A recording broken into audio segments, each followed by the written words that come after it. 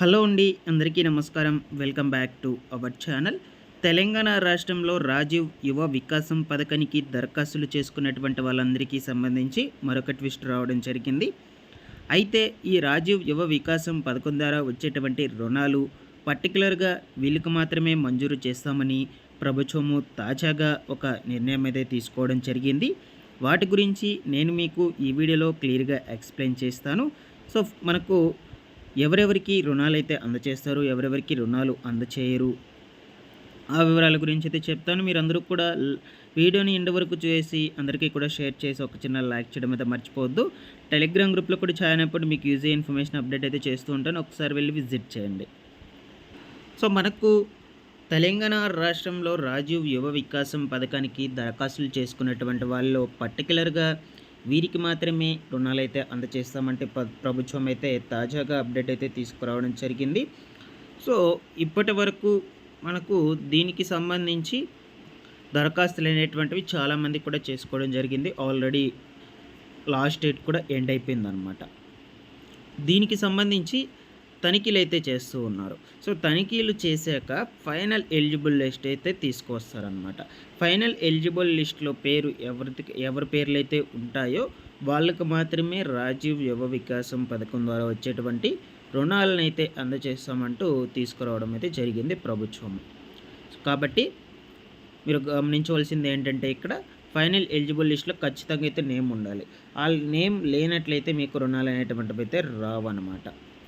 ఈ లోపల మీరు దరఖాస్తులు అనేటువంటివి అయితే చేసుకున్నారు కదా, ఆ దరఖాస్తులను తీసుకువెళ్ళి దగ్గరలో ఉన్నటువంటి ఎంపీడీఓ ఆఫీస్లో అయితే సబ్మిట్ చేయాలి.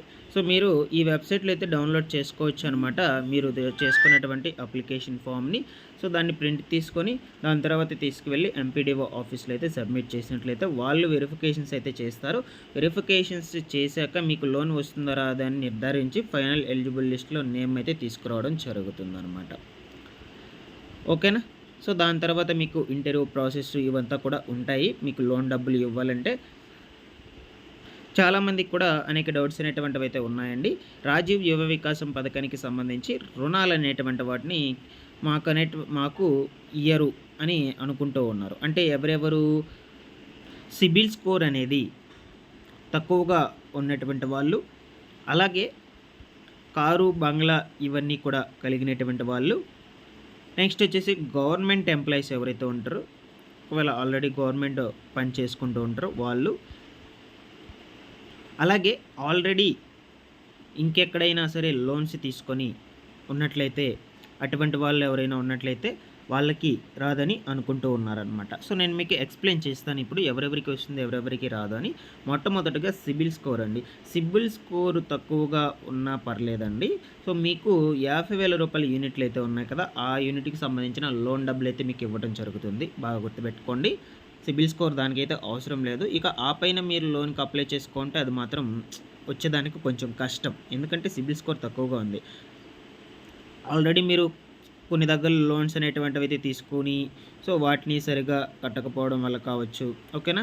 నెక్స్ట్ వచ్చేసి మీకు ఏజ్ అనేటువంటిది కొంచెం తక్కువగా ఉండడం కావచ్చు. దానివల్ల సిబిల్ స్కోర్ కూడా తక్కువగా అయితే ఉండొచ్చు అనమాట.